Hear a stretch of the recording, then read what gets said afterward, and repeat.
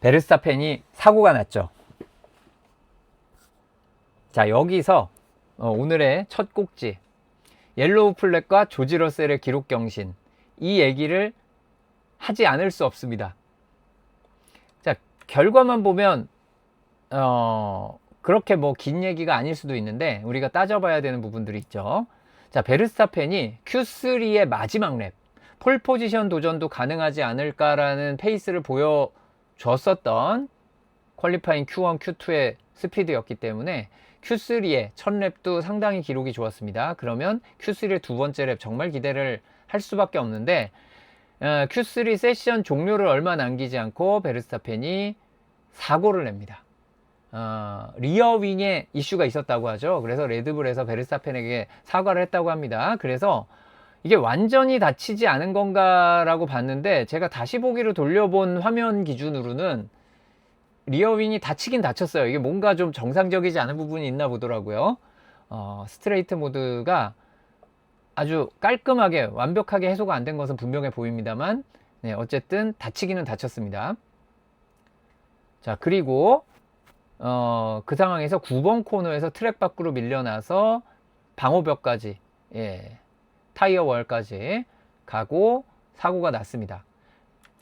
그리고 러셀은 폴 포지션을 차지했습니다. 여기에서 여러분들이 궁금하실 수도 있고 안 궁금하실 수도 있겠지만 근데 혹 궁금하실 분들을 위해 제가 생각했던 그 당시에 혼란스러웠던, 네, 정말 그 사고의 흐름이 이렇게 가다가 낭떠러지를 만나서 떨어졌다가 다시 간신히 기어 올라와서 다시 사고에 떨어지는 과정을 잠깐 설명을 해 드릴게요.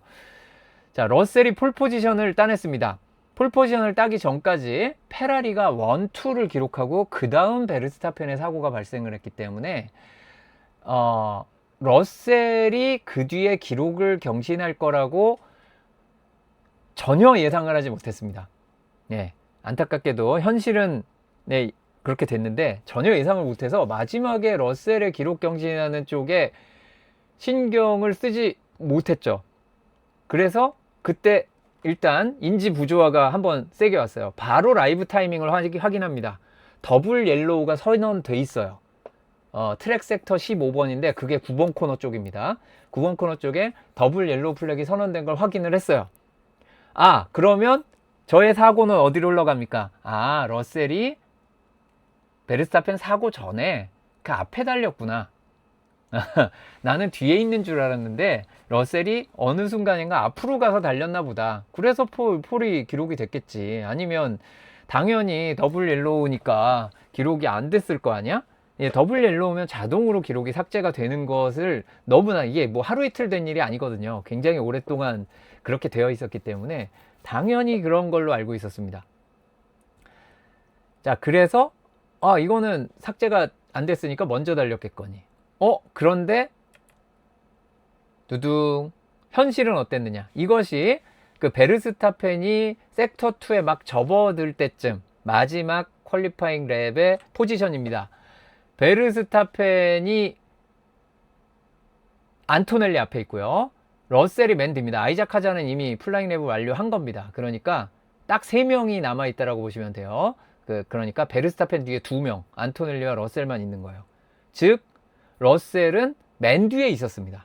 가장 뒤에 나와서 트랙 환경이 가장 빠른 상황을 이용한, 어떻게 보면 바르셀로나 카탈루냐 그랑프리에서 해밀턴이 선택한 그 타이밍을 선택했다라고 볼 수 있습니다.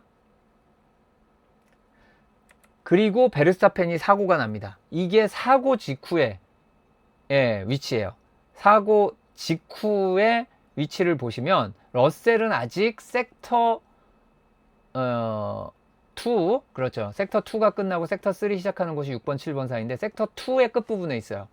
그리고 안토넬리는 베르스타펜과 거의 붙어서 달리고 있었는데 냉정하게 이제 베르스타펜이 이 랩을 완료했다 그러더라도 페라리보다 조금 느렸을 것이라는 분석이 좀 있어요. 네, 그래서 결과적으로 베르스타펜이 기대할 수 있는 그리드는 5그리드였습니다. 페라리보다 느렸고, 그 다음에 안토넬리가, 베르스타펜이 사고를 안 냈다면 안토넬리가 이름이 굉장히 빨랐거든요. 그래서 안토넬리가 2그리드로 갈 가능성이 높고, 그러면 러셀, 폴, 안토넬리 2그리드, 페라리가 3, 4그리드, 베르스타펜이 5그리드로 가게 되는 예, 분위기였습니다. 이제 그 당시에는 이걸 정확히 따질 수는 없었지만 당시엔 그러니까 굉장히 빠른 거였어요. 페라리도 자신들의 기록을 많이 끌어올린 거였으니까요. 그래서 원투로 올라갔던 거죠. 어쨌든 안토넬리는 베르스타펜의 사고를 보고 바로 속도를 줄였죠. 왜냐하면 더블 옐로우 플래그라고 생각을 한 거예요. 안토넬리는 더블 옐로우 플래그라고 생각을 했습니다. 자, 그리고 러셀이 이 피니시 라인을 지나는 순간, 이걸 제가 왜 썼냐 하면은 베르스타펜이 사고가 난 순간에는 싱글 옐로우 플래그이 선언됐습니다. 사고 직후에 싱글 옐로우 플래그이 선언되는 것은 정상입니다. 그게 이상한 건 아니에요. 왜냐하면 모든 상황을 파악하지 않더라도 트랙에서 누가 이탈했다는 확실한 사실만 있더라도 싱글 옐로우는 무조건 나와요. 그게 나오고 이 사고 상황에 대해서 CCTV를 보고 저게 사고가 맞냐, 바로 사람들이 사고 현장에 출동해야 되느냐 라는 것을 보고 레이스 디렉터가 그 뒤에 레드 플래그나 더블 옐로우, 뭐 버추얼 세이프티카, 이게 퀄리파이니까 레드 아니면 더블 옐로우지만 뭐 하여튼 그런 것들을 레이스 디렉터가 선언할 수 있습니다. 그래서 거기에는 보통 10초 정도 이상의 시간이 걸립니다. 빠르면 10초 안쪽에 나오기도 하는데 예, 보통은 10초는 걸려요. 파악을 하는데. 자, 그래서 이 베르스타펜이 사고가 나고 안토넬리가 지나갈 때는 100% 싱글 옐로우입니다. 저거는 의심의 여지가 없어요. 자, 문제는 이거죠. 자, 러셀이 그러니까 베르스타펜이 사고가 나는 시점에 러셀은 이거보다 더 뒤에 있었어요. 더 뒤에 있었는데 러셀이 피니시 라인을 통과할 즈음에 저 베르스타펜의 사고 지점에 더블 옐로우 플래그이 선언되고요. 그래서 지금 하자가 베르스타펜 있는 곳을 지나가고 있죠. 이제 인랩이에요. 들어가는 랩. 여기에서부터의 랩 타임은 뭐 피트로 들어갔건 아니건 모두 삭제입니다. 모두 삭제가 아이작 하자부터 적용이 된 거예요. 자, 그래서 러셀이 지나갈 때는 싱글 옐로우 플래그였던 게 맞는 거죠. 근데 아까도 잠깐 다시 말씀드렸지만 예, 저는 예, 사고의 기준으로 베르스타펜 사고 났다. 사고 괜찮은가? 안 다쳤나? 보고 그 다음 페라리가 지금 기록이 이런데 그러면 이거 기록 경신할 차가 없잖아 뒤에. 예, 저렇게 사고가 났으니까 라는 걸로 생각을 하고 러셀이 지나가는 걸 보고 러셀이 왜 기록이 올라갔을까를 보고 혹시 레이스 컨트롤 메시지가 어떤가 봤는데 이제 더블 옐로우였죠. 이제 더블 옐로우 플래그 선언을 저희가 실시간으로 확인할 수 있는 거나 나중에 문서로 나오는 거에는 분단위만 나와요. 분단위만 나와서 정확한 타이밍을 알기가 좀 어렵습니다만 제가 이렇게 예, 확인해 본 바로는 이거는 리플레이를 가지고 확인을 한 거예요. 베르스타펜 사고 나자마자 싱글 옐로우 선언이 됐고 러셀이 이쯤 지났을 때 더블 옐로우가 나왔습니다. 그러니까 제가 지레짐작을 하면 안 되는데 지레짐작이죠. 네, 결과적으로 지레짐작을 해버린 거예요. 그래서 그러면 규정이 혹시 그새 바뀌었나? 나는 더블 옐로우면 무조건 삭제로 알고 있는데 바뀌었나? 라고 해서 이제 화면 보고 막 정신없는 가운데 문서를 찾아보기 시작한 거죠. 그래서 혹시 레이스 디렉터 노트에 뭔가 오버라이드 하는 문구가 있나? 를 봤는데 거기에 써 있는 거는 프랙티스만 써 있었어요. 그래서 뭐지? 그러면 규정이 있는 부분이 삭제가 된 건가? 라고 이제 생각을 했던 겁니다. 그게 아니고서는 이 인지 부조화가 해결이 안 된 거죠. 자, 그러나 그건 단지 퀄리파잉은 원래 규정에 퀄리파잉, 스프린트 퀄리파잉에는 삭제다라고 아주 대문짝만하게 써 있기 때문에 프랙티스도 삭제임 이라는 걸 레이스 디렉터 노트에 쓴 거예요. 프랙티스에서 삭제되는 건 레이스 디렉터 권한 재량으로 매 경기 추가하는 거였습니다. 하지만 퀄리파잉은 삭제가 맞습니다. 문제는 더블 옐로우 플래그일 때만 그렇다는 거죠. 자, 그러면 싱글 옐로우인데 러셀이 기록 경신을 한 것은 문제가 없는가? 네, 싱글 옐로우에서는 기록 경신을 했냐 안 했냐는 전혀 고려의 대상이 아닙니다. 이게 문제가 있는 거죠. 이게 그 사람들이 혼란스러워할 만한 부분인 거죠. 싱글 옐로우는 그 해당 지점에서 내가 확실하게 속도를 가장 빠를 때보다 확실하게 줄였고 더 빨리 갈 수 있는 부분을 확실하게 속도를 줄이고 완벽한 컨트롤을 하면서 지나갔느냐 두 가지가 중요한 겁니다. 그런데 이 두 가지가 약간은 주관적인 부분이 섞여 있죠. 정확히 수치를 제시하지 않으니까요. 더블 옐로우는 꽤 확실합니다. 더블 옐로우는 정차할 수 있을 만큼 속도를 늦춘다 라는 게 있고, 거기에서 혹시라도 기록 도전할 마음을 가질까봐 기록은 삭제한다 라는 그 부분이 들어가 있는 거예요. 자, 그러면 어떻게 러셀은 싱글 옐로우인데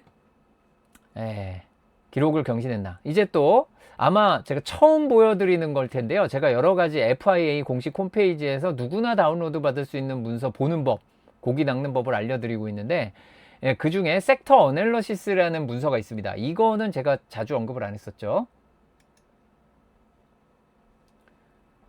자, 여기에서 보시면 이게 모든 랩의 섹터별 기록이에요. 그런데 랩 타임을 의미 있게 기록하는 거는 보통 3개에 하나씩만 나옵니다. 여기 이게 마지막 랩이고요. 러셀의 마지막 랩. 요게 그 전에 Q1의 첫 번째 랩입니다.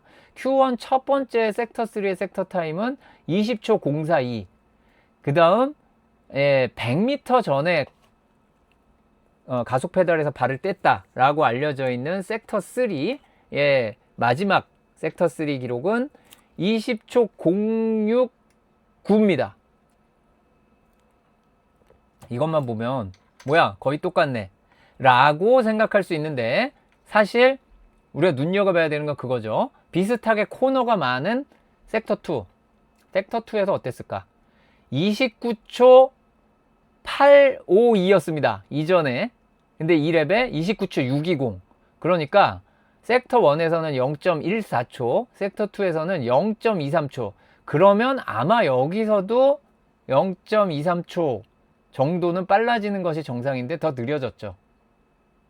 사실 이것만 보더라도 이거를 비교해서 비슷한 애가 문제가 아니라 이게 굉장히 빨라지는 랩이었고, 또 이 10명 중에 맨 뒤에 나왔고, 그리고 굉장히 푸시를 하면서 속도를 끌어올리고 있던 거를 감안을 하면 이게 속도 줄인 게 맞구나 라고 판단이 됩니다. 근데 이제 안토넬리 같은 경우에도 이 섹터 3에서 첫 번째 Q1 첫 번째 랩에도 이미 1분 1분이래.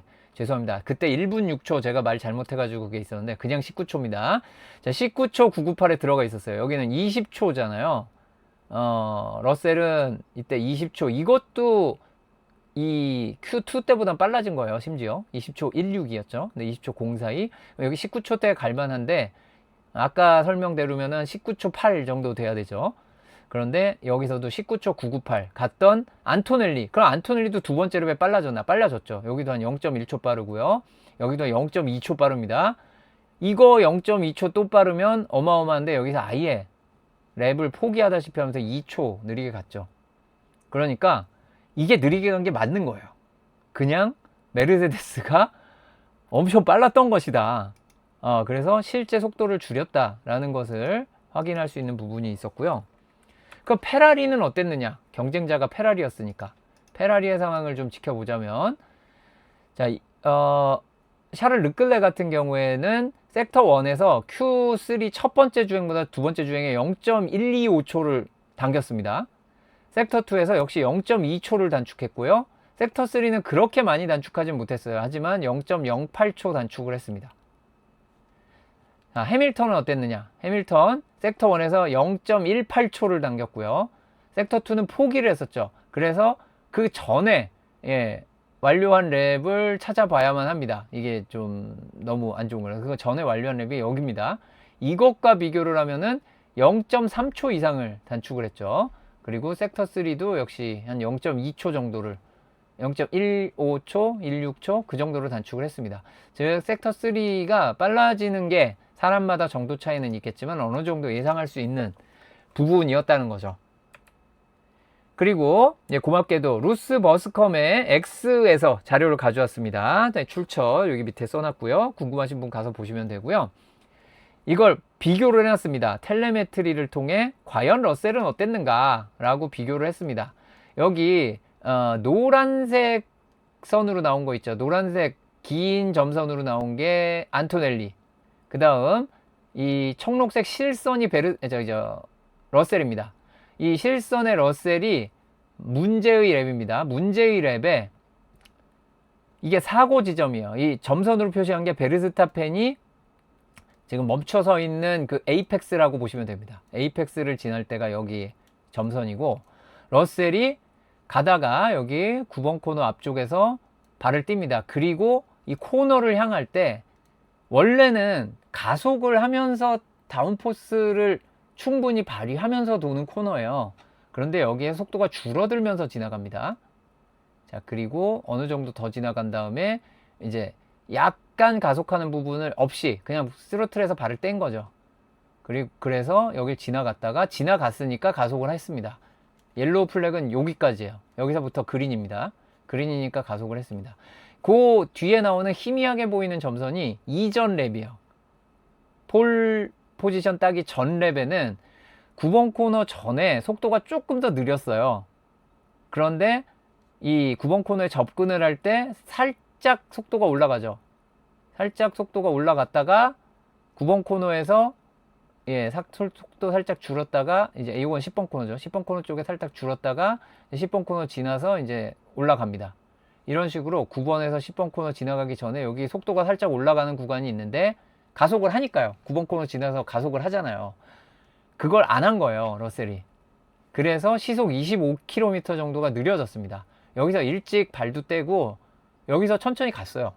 안전하게 갔습니다. 그러니까 러셀은 그냥 말만 그렇게 한 게 아니라 실제로 옐로우 플래그에 맞춰서 속도 조절을 한 겁니다. 잘한 거죠. 그러니까. 그리고 여기서부터는 그린이에요. 이게 9번, 10번, 여기 감속 끝나면 10번이거든요. 10번 지난 거니까, 그러면 그린이니까 가속을 해야죠. 예. 그래서 할 수 있는 최선을 다해줬고, 또 다른 것들을 분석한 것들이 있는데, 이제 싱글 옐로우가 나왔을 때, 러셀과 안토넬리의 차이, 그리고 여기 희미하게 나오는 것은 희미하게 흰색처럼 있는 게 그 전랩이고, 여기 보시면 러셀의 청록색이 폴 포지션을 땄을 때 랩입니다. 문제가 여기죠. 9번 코너 전후. 9번 코너 전후에 피크가 이렇게 올라가는 부분을 그냥 속도를 줄여버렸습니다. 그러니까 발을 떼었다는 거죠. 리프트를 했다는 겁니다. 그래서 여기에서 조금 일찍 발을 띄면서 옐로우 플래그를 준수를 했다. 그래서 실제 기록이 좋지 않았다는 거고, 안토넬리는 아예 여기서 발을 똑같은 타이밍에 띄는데 띄고 포기를 해요. 아, 더블 옐로우 지나서 삭제겠구만 이라고 생각을 한 거죠. 하지만 이건 건너 짚은 거죠. 저와 마찬가지로 그 약간 건너 짚었다 라고 할 수 있는 부분이었고, 사실은 그렇지 않았습니다. 그래서 여기 시속 61km 손해를 보게 됩니다. 그래서 이거는 너무 좀 감당할 수 없는 상황이 되어버렸고, 더블 옐로우를 봤다라고 합니다.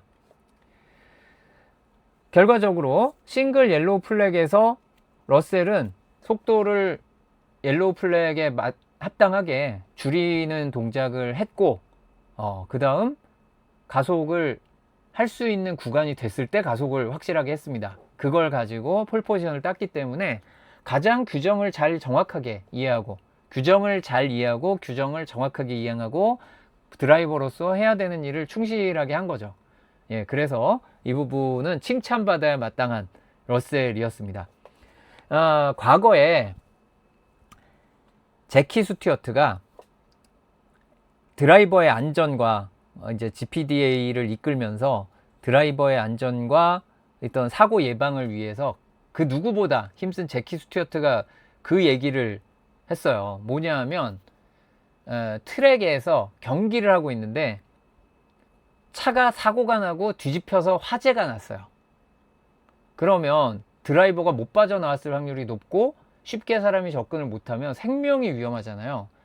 그런데 경기를 중단시키지 않는단 말이에요. 레이스 컨트롤에서. 그럼 드라이버들은 어떻게 해야 되느냐? 끝까지 달려야만 해요. 그 상황에서. 그 제키 스튜어트가 얘기하는 건 그거였죠. 왜 레이스를 중단시키지 않느냐? 레이스를 중단시키고 안전을 지키는 작업을 니들이 했어야지. 드라이버는 검투사와 같은 존재고 그 트랙에서 중간에 멈출 수가 없다. 너희들이 멈추지 않으면. 우리는 달려야 한다. 그 사람이 안전을 위해서, 그게 혼자 누가 가가지고 거기서 속도 줄이고 멈추면 더 위험하죠. 이런 누구 외부의 지시 없이 자기 마음대로 뭐 속도를 줄이고 자기 마음대로 구조 작업을 하는 거는 훨씬 더 큰 2차 피해를 가져올 가능성이 높아서 절대 하면 안 되는 행동입니다. 예. 그러니까 세션을 중단시키는 레드 플래그이라는 시스템이 그래서 존재하는 거고요. 바로 지난 경기 바르셀로나 카탈루냐 그랑프리에서는 샤를 르클레가 4번 코너에서 사고가 냈을 때 당연히 사고 직후에 싱글 옐로우는 나왔고요.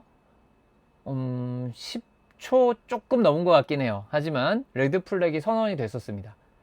그런데 이번에는 레이스 디렉터가 더블 옐로우 플래그를 선언했는데, 그런 더블 옐로우냐 레드 플래그냐 이런 것은 레이스 디렉터의 재량입니다. 그리고 그 재량은 어느 게 정확했다 어느 게 맞았다라고 말은 하기 쉬운데 정말 그거 따져보기는 어렵습니다. 어렵긴 어려운데 결과적으로 봤을 때 조금 너무 많이 느긋하게 더블 옐로우 플래그이 나온 게 아닌가 하는 의구심이 들 수는 있는 타이밍이었다 정도는 짚고 넘어가야 될 것 같습니다. 이 레이스 디렉터가 이런 더블 옐로우나 레드 플래그 선언 같은 게 굼떠지면 잘리는 수가 있습니다. 바로 이전에 레이스 디렉터 정말 그 얘기 많이 났었죠. 바로 이전에 레이스 디렉터가 이거 굉장히 굼뜨다고 계속 말을 듣다가 결국 그것 때문만은 아니에요. 그것 때문만은 아니지만 그런 문제들이 정말 레이스 디렉터 경질로 갈 수도 있습니다. 굉장히 중요한 문제입니다. 어쨌든 이거는 경기 결과에 개입을 하냐 안 하냐를 신경 쓰면 안 돼요. 레이스 디렉터는 위험하면 레드 플래그, 위험하면 더블 옐로우 해야 되는 겁니다. 그냥 그런 부분에서 왜 사람들 눈치를 보면 절대로 안 되는데 안타깝게 됐네요. 어쨌든 이것과 무관하게 이제 드라이버는 할 수 있는 상황에 맞춰서 달려야 되고, 러셀은 기록 경신을 할 수 있을 때 했습니다. 그래서 칭찬받아야 마땅하다라는 얘기를 다시 한번 드리면서 이 꼭지는 마무리하겠고요.